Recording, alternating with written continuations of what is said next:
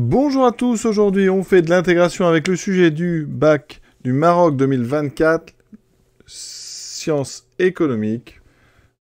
On a ici deux fonctions, donc f et g définies par des expressions simples, f de x égale x2 moins 4x plus 3, g de x égale ln de x, on est sur 0 plus l'infini pour g, normal avec le logarithme, et sur r pour notre trinôme ici. Donc première question très simple, calcul d'image.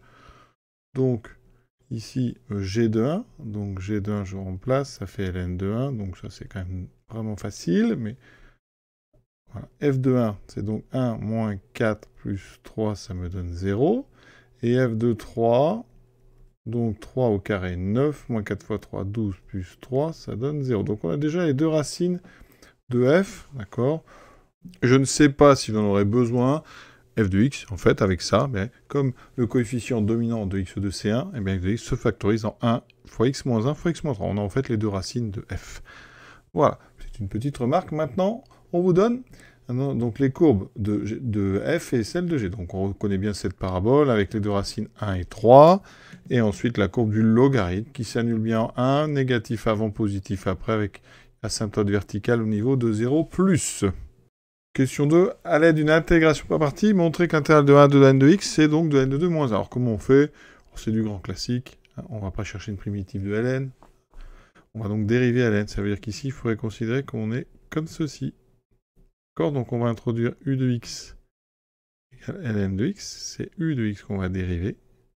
Donc on va rappeler dans la rédaction bien que u est dérivable, v on ne sait pas, par contre v', ça va être l'autre facteur, c'est donc le 1. Donc on cherche une primitive, on va même mettre x. Donc ici, on intègre par partie, u, v, u' et v' sont continus sur donc 1, 2. D'accord, et bien sûr, u et v sont dérivables. Voilà, u et v sont dérivables. U', v' continue. Bon. De toute façon, on pourrait même mettre u, v, u', v' continue et dérivable sur 1, 2, ça serait plus simple et plus court. Donc on va faire ça.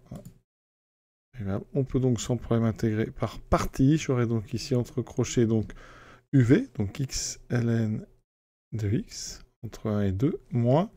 Ici j'avais uv', maintenant je vais retrouver u'v, donc x fois 1 sur x. Intégrale de 1 à 2 de x fois 1 sur x dx, mais x fois 1 sur x, ben ça fait 1.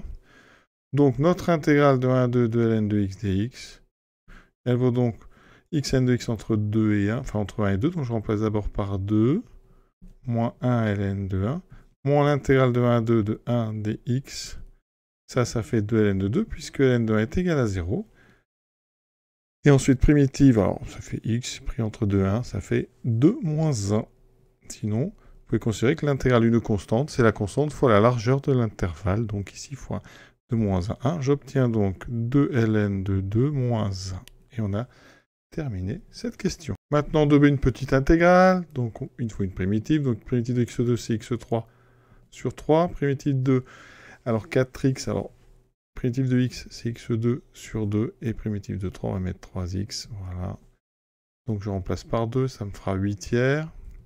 Bon, alors, ici on peut simplifier le 4 et le 2, ça fait 2x2, 2 fois 2 au carré, donc 2 fois 4, ça fait 8, plus 3 fois 2, 6, moins, je remplace par 1 tiers, moins 2, plus 3.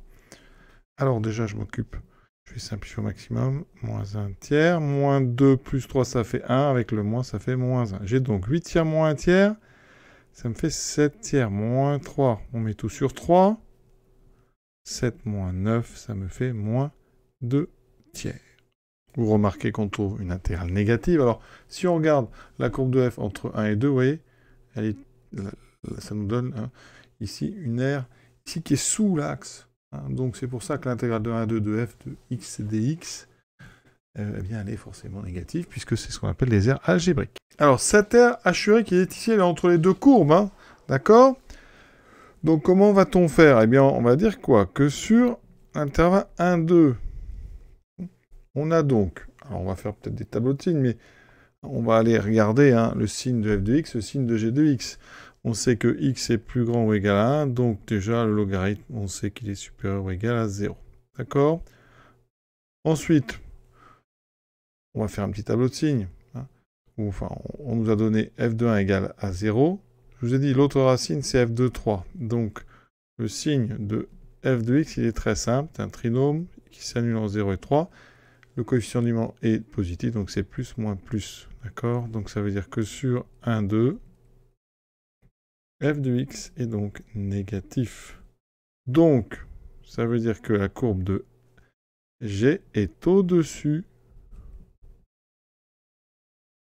de celle de f sur tout l'intervalle 1, 2. Et comme CG est au-dessus de CF, eh bien, l'air entre les deux, donc cet air hachuré, donc l'air hachuré, et donc l'air entre les deux courbes, et donc l'intégrale de 1 à 2 de G de x, moins f de x, la plus grande des deux, moins la plus petite, est toujours en unité d'air. D'accord? Donc j'ai qu'à calculer cette intégrale. Alors cette intégrale, je la sépare en deux. Donc intégrale de 1 à 2 de g de x, moins intégrale de 1 à 2 de f de x dx. Il me manque ici un dx. Alors question numéro donc 2b. Ici j'ai intégrale de... d'abord 2a. On a intégrale ici de g de x. Donc c'est intégrale de 1 à 2 de ln de x dx. Donc ça on l'a fait en 2a plus intégrale de 1 à 2. De x carré moins 4x plus 3. C'est pour bien que vous reconnaissiez les différentes questions. Donc ici, on va appliquer la question 2a. On va essayer de bien écrire, comme vous voyez bien. D'accord? Donc ici, 2a. Ici, ça sera 2b.